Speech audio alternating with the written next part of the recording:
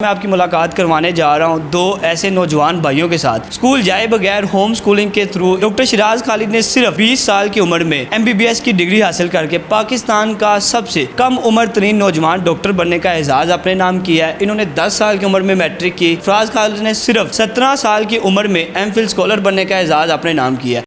Urdu point की videos देखने के लिए हमारा चैनल सब्सक्राइब कीजिए और बेल के आइकन पर क्लिक कीजिए ताकि आप हमारी तमाम आने वाली वीडियो से बाखबर रह सकें। अस्सलाम वालेकुम। उर्दू पॉइंट के साथ मैं हूं आपका मेज़बान उसामा चौधरी। नाजरीन, आज मैं आपकी मुलाकात करवाने जा रहा हूं दो ऐसे नौजवान भाइयों के साथ जिन्होंने बिल्कुल छोटी सी एज में बहुत से रिकॉर्ड अपने नाम किए हैं। मेरे साथ डॉक्टर शिराज खालिद मौजूद हैं और इनके ही छोटे भाई फराज खालिद मौजूद हैं। डॉक्टर शिराज खालिद ने सिर्फ 20 साल की उम्र में MBBS की डिग्री हासिल करके पाकिस्तान का सबसे कम उम्र तरीन नौजवान डॉक्टर बनने का एजाज़ अपने नाम किया है। इन्होंने 10 साल की उम्र में मैट्रिक की। 12 साल की उम्र में इन्होंने FSC का इम्तहान पास कर लिया। इसी तरह इनके छोटे भाई हैं फराज खालिद ने सिर्फ 17 साल की उम्र में MPhil स्कॉलर बनने का एजाज़ अपने नाम किया। सेम इन्होंने भी ऐसे 10 साल की उम्र में मैट्रिक का इम्तहान पास किया और 12 साल की उम्र में FSC की। और इस सारी सूरत हाल में मज़े की बात यह है कि दोनों भाई एक दिन भी स्कूल नहीं गए। स्कूल जाए बगैर होम स्कूलिंग के थ्रू इन्होंने इतनी ज़्यादा जो हाई क्वालिफ़िकेशन है उसको कंप्लीट किया और ये एजाज़ अपने नाम किया। अच्छा शिराज, ये बताएं कि आपने जो MBBS है वो किस एज में कंप्लीट किया है और किस इंस्टीट्यूशन से आपने MBBS की डिग्री हासिल की है? MBBS कंप्लीट किया 20 साल और 5-6 माह की एज में और 5 माह की एज में ऑलमोस्ट, और साथ में नवाशी मेडिकल कॉलेज से कंप्लीट किया था। तो आप हाउस जॉब आप काम पे कर रहे हैं? जॉब उसके साथ ही एसोसिएटेड लिंक्ड कॉलेज है, हॉस्पिटल है अजीज़ बड़े शेख टीचिंग हॉस्पिटल, वहाँ से कर रहा हूँ। 10 साल की उम्र में आपने सिर्फ मैट्रिक का इम्तहान पास कर लिया था।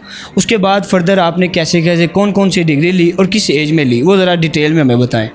10 साल की एज में मैट्रिक किया था, उसके 2 साल बाद FSC की थी, तो 13 साल की एज में। उसके बाद रिपीट किया, MCAT नहीं हुआ था। उस दौरान 2 साल जो ज़ाया हुए थे तो उसमें ग्रेजुएशन कर ली थी BA, और 15 साल की एज में MCAT तो क्लियर होके MBBS फर्स्ट ईयर में दाखिला हो गया था। अच्छा, ये बताएं कि आपकी जो इनिशियल स्कूलिंग थी, क्या आपने भी कभी किसी स्कूल में नहीं गए और इनिशियली आपने स्कूलिंग कहाँ से हासिल की? फिर नहीं, इनिशियली थोड़ी सी स्कूलिंग अपना स्कूल था, उधर जाते होते थे। उसके बाद 8 से पहले नहीं थे गए स्कूल, 8 के बाद गवर्नमेंट स्कूल में गए थे, जो गवर्नमेंट पायलट सेकेंडरी स्कूल था, उधर 9th 10th की थी। Government degree college 11th 12th की थी। उसके बाद एडमिशन नहीं गए थे FSC एंड वो, उसके बाद मेडिकल कॉलेज। अमूमन हम देखते हैं कि 16 साल की एज में अभी बच्चे मैट्रिक में आते हैं, मैट्रिक का इम्तहान क्लियर कर रहे होते हैं। तो आप 15 साल की एज में MBBS की क्लास में बैठ गए। तो जब फर्स्ट डे आप क्लास में गए तो क्या वो सिचुएशन थी? क्लास फेलोज ने आपको देख के कहा नहीं कि आप किसके साथ आए हो, क्या लेने आए हो यहाँ पे? मूवी सबसे छोटा था तो पैनिक हो गया था मैं बहुत ज़्यादा ना। पहले तो मैं हॉस्टल में रहा था, 2-3 दिन तो रोता ही रहा था बहुत ज़्यादा। तो उसके बाद जो है बाकी हर बंदा देखने आता था, कुछ यूनिक मॉडल आ गए होते हैं। सीनियर फाइनल ईयर वाले, फर्स्ट ईयर से लेके फाइनल ईयर वाले सारे आ रहे होते थे। लाइक हाइप क्रिएट हो गई थी, वो इस वजह से यही हुआ था। उसके बाद आपने आपको कैसे फिर उनके साथ दोस्तियाँ कैसे की, सबके साथ फिर आप घुल मिल गए? वो फील तो नहीं कभी हुआ जो एज डिफरेंस था दूसरों के साथ? नहीं, फील होता था, बहुत होता था, काफ़ी होता था इंटरेक्ट करने में लोगों के साथ, आपस में बड़ा ही फील होता था। ये तो है, ये कौन है जिस इसके एसोसिएट। लोग आपकी कहानी नहीं सुनते थे कि यार तुम इतनी छोटी सी एज में कैसे MBBS में आ गए हो, क्या करके आए हो, क्या किया तुमने?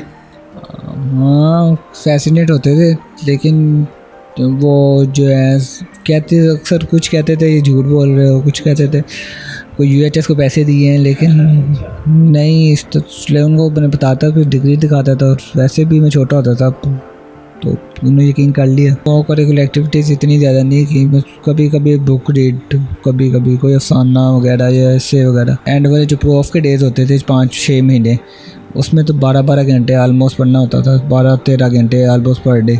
उससे पहले टेस्ट के 12-13 घंटे दिन के जब भी टेस्ट 2-3 दिन पहले, तो आलमोस्ट यही रूटीन रही है, 12-13 घंटे पर डे पढ़ना पड़ता था उससे। तो पढ़ाई के अलावा क्या चीज़ पसंद है या सिर्फ पढ़ाई ही पसंद है बस?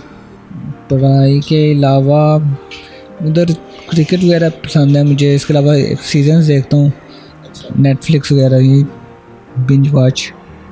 अच्छा शराज, आगे मुस्तकबिल के हवाले से क्या प्लान है? अब आगे क्या करना चाहते हैं आप मज़ीद? अभी कुछ बहुत सी चीज़ें सोची हैं, लेकिन अभी देखना है हालात और रिसोर्सेज के मुताबिक क्या करना है। ज़िंदगी में कभी किसी चीज़ ने डीमोटिवेट नहीं किया कि नहीं यार ऐसे नहीं था होना चाहिए, ऐसे हो गया है? डीमोटिवेट हर इंसान होता है, मोटिवेट हर इंसान होता है, मोटिवेशन चलती रहती है, लेकिन डीमोटिवेशन अक्सर इंसान लैक ऑफ रिसोर्सेज की वजह से, फ़र्ज़ किया अगर कोई बंदा चीज़ काम करना चाह रहा है लेकिन दरमियान में हर्डल्स ऐसी आ रही हैं जो कि फिर इंसान को गुस्सा चढ़ता है। ये डीमोटिवेशन इस तरह की होती है कि लेकिन इंसान इतना कुछ करना चाह रहा है लेकिन रिसोर्सेज नहीं है। अच्छा ये बताएं कि आगे जो दूसरे तालिब इल्म हैं, दूसरे स्टूडेंट्स हैं, उनको क्या आप मैसेज देना चाहेंगे कि वो किस तरह अपनी जो स्टडीज़ हैं उनको वो साथ लेके चलें, और कितना पढ़ते थे आप, किस तरह को टिप्स उनको देना चाहेंगे कि इस तरह आप पढ़ें तो आप अच्छे अंदाज में परफॉर्म कर सकते हैं? जो स्टडी है मतलब एटलीस्ट मिनिमम जो तो रिक्वायर्ड है उतनी कर लो, प्लस जो है अपने गोल्स के वाले से एंजॉय भी करो, वो सबसे बेस्ट होता है। टिप्स यही है कि जो भी पढ़ो उसको समझ आनी चाहिए कि लिखा क्या हुआ है, कॉन्सेप्ट क्लियर होना चाहिए, उससे बंदा कम पढ़ के ज़्यादा चीज़ें रिटेन कर सकता है। एक चीज़ जो मोस्ट इफेक्ट की है, लाइक स्कूलिंग में अगर एक चीज़ होती है कॉन्फिडेंस, तो लाइफ मच बेटर होती है MBBS पे। बस ये एक, बाकी नथिंग एल्स, बाकी ठीक रहा था।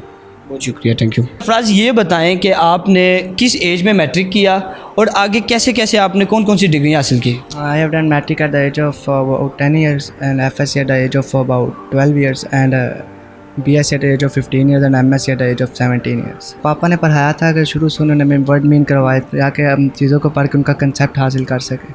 तो वो मतलब इतना ज़्यादा टीचर्स की ज़रूरत नहीं पड़ी हमें, खुद ही पढ़ते थे, खुद समझ लग जाती थी। अच्छा ये बताएं कि जो इनिशियल स्कूलिंग थी आपकी वो आपने कैसे स्टार्ट की?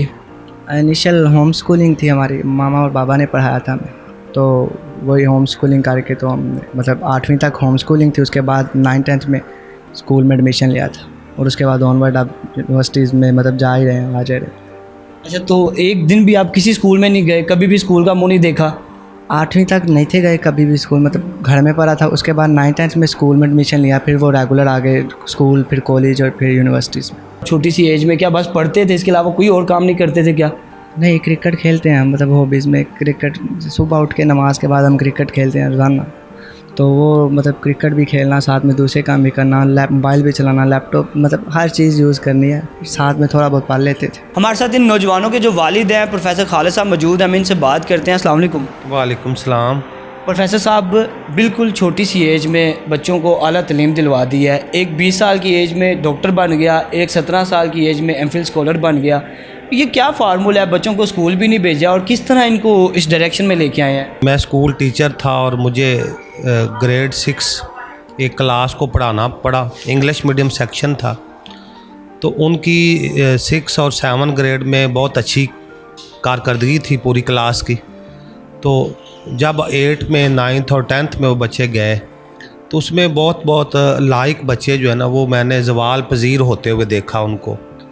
तो थोड़ा सा सोचने पे मुझे अंदाज़ा हुआ कि जब बच्चों पे ये बलूगत की एज आती है तो उनकी जो डायमेंशन है वो थोड़ी सी बदलती हैं। वो बड़ी सेंसिटिव एज होती है, क्रिटिकल एज होती है और बच्चे के लिए बड़ी अहम होती है।